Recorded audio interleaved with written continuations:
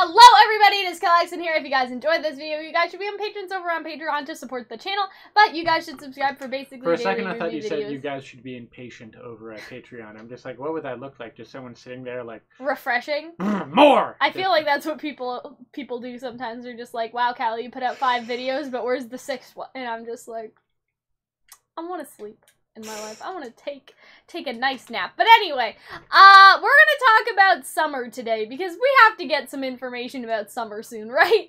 Like, I feel like that's what everybody has been sort of expecting that volume, and it just hasn't happened, if that makes sense, Hunter. Like,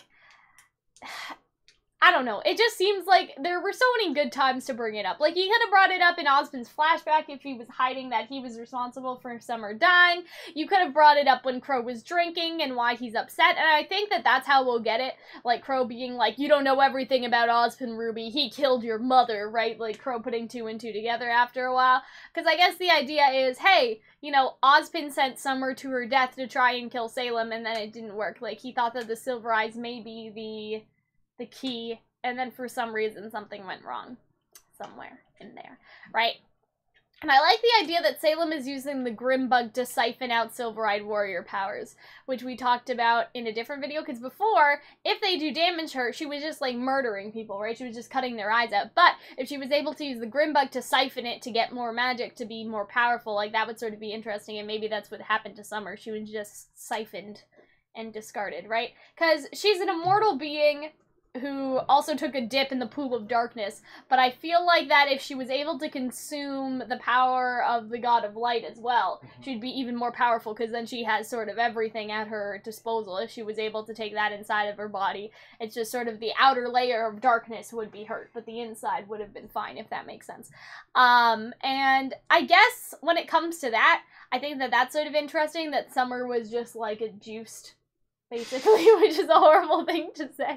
What? Juiced! Like, you know, when you put an orange in a juicer, like, that's basically what happened. You know, she got rid of the body and she drank her powers, and then that's it, right? And fairy tales also have a thing. Why did you say was a juiced? She was a juiced. Just say she was juiced. No, I said she was juiced. It sounded like she was a juiced, and I'm like, a juiced what? Like a juice head? Is this fucking Jersey Shore again? Are we calling people that? No. Okay. So, basically, I guess what I just remembered I can do that. Why did yours go so much lower than mine? I don't know. I mean, because you probably don't realize that it's not actually lower at all. I just have very You know what I mean? Yeah, so, basically, what if that's what happened to Summer, is that she just got juiced? That's oh yeah, I was talking about fairy tales. So yes. Basically in fairy tales, eating people is sort of a big deal, right? Like ogres eat people and witches eat people. Well, basically is it supposed to mean something? Yeah, so basically it's a metaphor for like the rich eating the poor. So it's like, well, so in Jack and the Beanstalk, right, the ogre who lives at the top of the beanstalk is rich it to be the other and way. like a ruler, and then he eats people. Like he eats little peasants and stuff. Like, fee-fi-fo-fum, I smell the blood of an English. Fee-fi-fo. You know I what I am mean? Jeff Bezos. Give me your body. Exactly. So it's an idea of, like, the rich actually, like, working the poor to the point where they just are consumed, right? So that's what eating people in fairy tales is. There's a lot of fairy tale cannibalism, if you really think about it. I don't know what exactly the witch in Hansel and Gretel is supposed to be, just because, like, she's a witch and she doesn't seem to be queen of anything, but she still eats children, so... yeah. Anyway, the point is that I see Salem as a child eater. Like, she would just siphon out the Silver-Eyed Warrior powers for herself. Tyrion? Exactly. Wait, that's why Watts is along, because Watts made the juicer. Oh, God. Just like it's a wood chipper, she just, like, stands on the other end like spread eagle. Oh, and it's like, God. alright, I'm putting the body through. I mean, Grim Bug magic, right? But we have to get some info about Summer soon, because the best time to do it would have been when this happened. When Qrow realized, like, what Ozpin, maybe the implications of what Ozpin was doing, when he was in the house and he was drunk, and, you know, he went off to have a drink again. Like, I feel like it's leading up to RWBY being like, why are you like this? And Qrow being like, it's about your mother, right? Like, him having why are you drunk such a time? Literally, how do you not know now? I have PTSD. I've killed so many people. All of my friends are dead. Yeah. So when do you think we're gonna get it? Because we Did have Qrow 9, even 10, have 11, a father? 12, 13. Did Raven have a father? Did any of them have a father? I mean, they all have a father. They have to be alive. I mean, yeah, but was he around?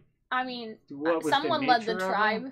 Someone. It was called the Brandwin tribe, so what was their... I mean, I feel like there's a lot unearthed with But that doesn't matter. I mean, who could, like, no offense, but Qrow's family isn't what we're interested in. It's about Summer, right? So, we have episode 9. Juniper is outside looking for Oscar. Right, and so is Team RWBY, we can assume. But what if RWBY decides to go after Qrow? Qrow's in a bar, and she just, you know, shakes him for some information, right? Because we have 5 episodes left. So I think 1 episode, or even a half an episode dedicated to finding out Summer Rose information and getting RWBY really pissy, and then having RWBY be like, well, maybe we shouldn't go after Oscar, right? I feel like there's only so many truth bombs you can put into a season. And this season had, but this is something we all want to know about! One of the most significant truth bombs there has ever been. I know, but this is something that we're all eager for, and it would make sense. If they don't bring it up now, when are they going to bring it up? It makes no sense to bring it up any time else, because Qrow is depressed. Like, that's what Qrow should be being depressed about. So what was the point? That's what I'm asking. I think that we are going to get it soon. I trust Miles and Carrie. They've been really good with all the episodes this season. And so I think that, yeah, if it's going to happen, it's happening now. Like, that's basically, that's what I think about that. And I think... I just like the idea, but maybe we never find out. What do you mean? Why wouldn't we ever find out, though, Hunter? I don't know. You just don't know? You don't have any good reason? I have no good reason, other than, I don't know, maybe there could be other ways. Maybe, like, Qrow, they get in a scrumbumble or something. And scrubumble? A scrubumble. Between who? I don't know. Something happens, and he eventually says it, but maybe it doesn't happen until a little bit later, or... Okay. Or maybe that happens. Maybe we learn it from Raven and Tai Yang. Like somebody else, like because that was another thing that I'm surprised people aren't bringing it up more often. In the end credits, right? Raven went to go see Tai, and Tai had this like scowl on his face, and a lot of people were just saying, "Oh, they just used Tai like for transportation, like it wasn't a big deal." But the last end credit scene had meaning for the show. You know what I mean? Like the last end credit scene was Oscar walking into the bar. It's like you learn that Raven, well, what have they all been? You learn about Cinder, that's pretty huge. You learn about Raven and Yang's connection, that's pretty big. You see Qrow and Ozpin, like... Volume 3? Yeah.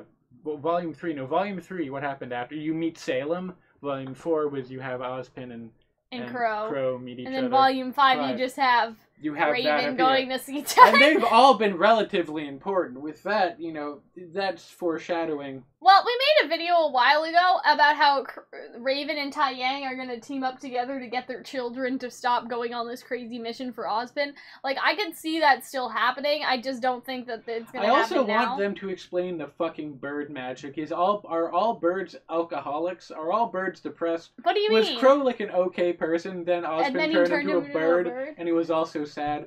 Qrow, why are you so upset? Because I'm a bird. I know what it's like to have bird thoughts. I don't think that's how it works. I think it's just shape-shifting, Hunter. I think that whenever I see a bird, I'm just like, that bird looks depressed. Have you ever seen a happy bird before? Yes! There are lots of happy birds. I don't know. You know what I saw the other day? I saw a parrot that likes to order strawberries and blueberries using Alexa. So the bird will say, Alexa, buy me strawberries, and then Alexa will buy strawberries for him, and every day when the owner comes home, he has to cancel all of the orders that the parrot made using Alexa, and he gets Alexa to tell him jokes and play him rock music, and then he goes like this, he goes, this is the bird that we're talking about. 1, you have to show me that video. 2, I think you like that video, the objectively wonderful video about the parrot. Here's the thing. I saw it all on Twitter last night. Parrots are happy. I think parrots are all regular birds are sad. Is that regular what you're birds telling are sad? Me? You know, the common street pigeon. Is it the tropical birds only? The tropical birds. They live in the tropics. That did things to my way. They like rock music and they like to get strawberries. Exactly. I feel like that fucking owner better be like, well, I guess I have to give it strawberries. Now it has parental controls on the Alexa, so the bird can't just buy it. Okay. But yeah, anyway. That's how I see Qrow. There should be a RWBY Chibi skit where Qrow is, like, talking to, like, some sort of remnant Alexa. I'd appreciate Qrow that. as a bird. Alexa, reorder my booze container, or whatever, you know. Reorder my booze container? I don't know what you would call a beer bundle, like a beer bundle. You know what I'm saying? Usually it's called by like a 6-pack. Yeah, a beer pack. 2-pack. Beer. I love Beer Bundle. You should have a store called Beer Bundle. Oh God! And it's just Is this a monthly beer box that we send through the mail? It's Beer Bundle. All right. I'm coming, Shark Tank. I'm coming for you. We got our $1 million idea right here. Anyways, so yeah, I hope that we get summer info soon. I hope it's through Qrow. I don't really have anything else to say, so I'm glad that we filled a considerable amount of that video with talking to show me about that video about the bird. That's hilarious. That he listens to rock music and bobs. I think you like that video of that bird more than you like RWBY. Maybe. But yeah. But yeah, like tropical birds, they're happy. They're all Crow's not happy. Crows ain't happy. Really Blackbirds, no, they ain't happy. No. But yeah. We will see you guys later. Bye guys.